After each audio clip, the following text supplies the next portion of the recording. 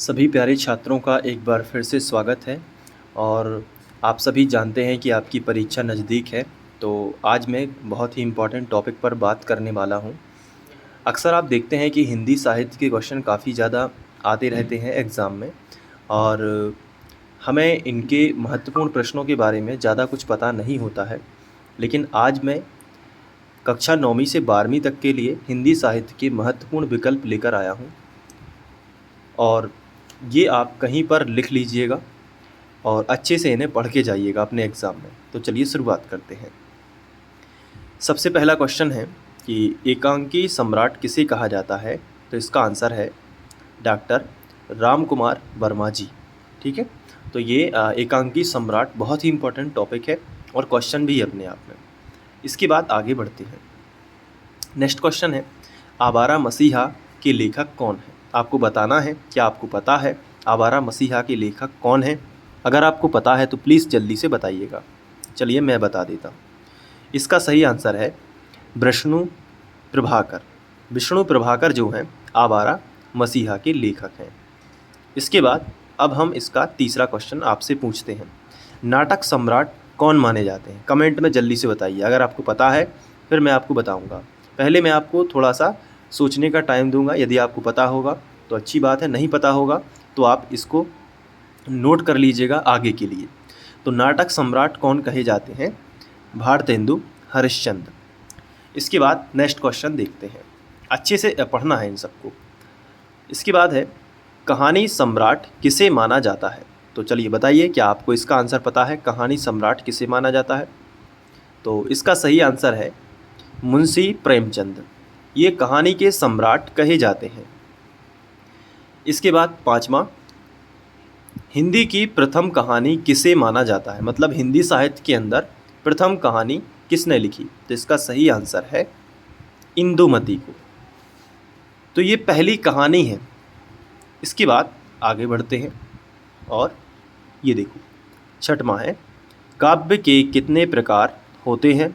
तो इसका सही आंसर है दृश्य काव्य और श्रव्य काव्य।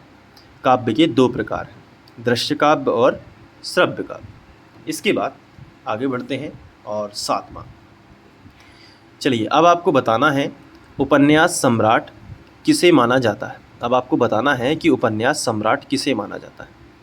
तो इसका सही आंसर है प्रेमचंद को। देखो, कहानी सम्राट और उपन्यास सम्राट दोनों को क्या माना जाता है, प्रेमचंद दोनों के सम्राट हैं, याद रखिएगा। अब इसके बाद आगे बढ़ते हैं, प्रबंधन काव्य के भेद लिखिए। प्रबंधन काव्य के भेद कौन कौन से हैं। तो देखो, इसके दो भेद हैं, महाकाव्य और खंड काव्य। ठीक है, तो अच्छे से पढ़ लेना। इसके बाद नेक्स्ट क्वेश्चन लेते हैं। तो नेक्स्ट क्वेश्चन है, किन्हीं दो महाकाव्यों के नाम लिखिए। तो कोई भी दो महाकाव्य के नाम लिखना है, तो आपको बताना है। तो मैं बता देता हूँ, रामचरितमानस और कामायनी, ये दो महाकाव्य हैं, इनको याद रखिएगा। इसके बाद ये वाला क्वेश्चन है, कोई दो खंड काव्य के नाम बताइए। तो कोई दो खंड काव्य के आपको नाम बताना है, क्या आपको पता है। अगर नहीं पता है तो मैं बता देता हूँ। तो इसका सही आंसर है सुदामा चरित्र और पंचवटी। इसके बाद आगे बढ़ते हैं, रामचरितमानस के लेखक कौन है, सबको पता है, आंसर है तुलसीदास। तो ये क्वेश्चन आ सकता है। ठीक है, इसके बाद पंचवटी नामक खंड काव्य के लेखक कौन है।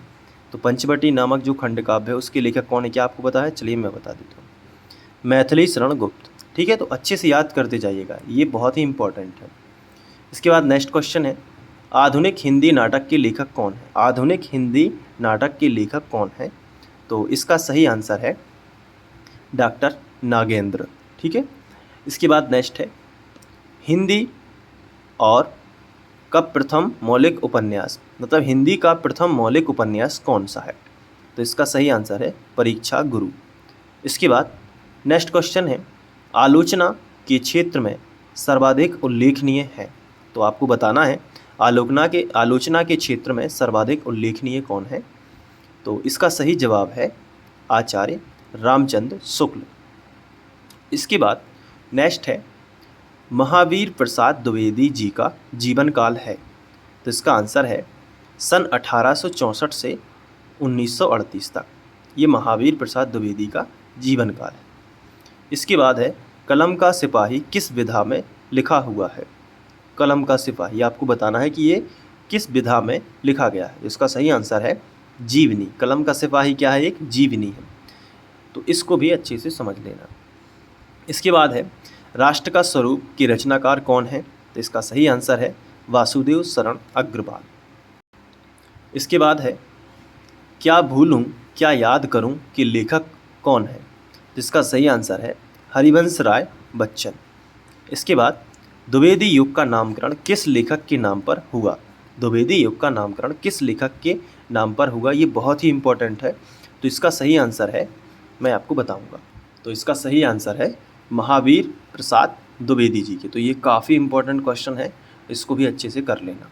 इसके बाद है हजारी प्रसाद द्विवेदी जी पद्म भूषण से कब अलंकृत हुए? हजारी प्रसाद द्विवेदी जी पद्म भूषण से कब अलंकृत हुए? तो इसका आंसर आपको बताना है। चलिए मैं बता देता हूँ। इसका सही आंसर है सन 1957 में। इसके बाद नेक्स्ट क्वेश्चन लेते हैं। कन्यादान निबंध के लेखक कौन है? तो आपको बताना है कन्यादान निबंध के लेखक कौन है। मैं बता देता हूँ, सरदार पूर्ण सिंह। इसके बाद आगे बढ़ते हैं। तुम चंदन हम पानी की विधा कौन सी है? तो इसका सही आंसर है निबंध। तुम चंदन हम पानी, ये किसका है? ये निबंध लिखा है, ये निबंध विधा में लिखा गया है। इसके बाद द्विवेदी युग की पत्रिका कौन है या क्या है? इसका सही आंसर है प्रताप। ठीक है, द्विवेदी युग की पत्रिका क्या है? प्रताप। इसके बाद एकांकी में कितने अंक होते हैं? तो इसका अर्थ है एकांकी में एक अंक, जैसे कि नाम से स्पष्ट है तो एक अंक है। इस तरीके से आपको ये 25 महत्वपूर्ण ऑब्जेक्टिव टाइप क्वेश्चन है जो आपको हिंदी साहित्य में कक्षा 9वीं से लेकर 12वीं तक में पूछा जा सकता है। अब यदि आपको ये वाली PDF चाहिए जो आपको बैकग्राउंड में दिख रही है, तो इसके लिए आप इंस्टाग्राम पर हमें फॉलो कर सकते हैं, वहाँ से आपको PDF मिल जाएगी। या फिर आप हमारी वेबसाइट पर भी विजिट कर सकते हैं sandeepkharenotes.com। तो वहाँ पर आपको नोट्स भी मिलेंगे हर क्लास के, और ये PDF भी आपको मिल जाएगी। तो अब चलिए मिलते हैं। और ये भी बता दो कि कमेंट बॉक्स में प्लीज़ ये ज़रूर बता देना कि अब आपको नेक्स्ट पार्ट क्या चाहिए। ठीक है, कमेंट बॉक्स में ज़रूर बता देना, तो मैं फिर वही पार्ट आपके लिए लेकर आऊँगा। और ऐसे ही वीडियोज़ देखने के लिए आप यहाँ पर विजिट करिए। ठीक है, थैंक यू।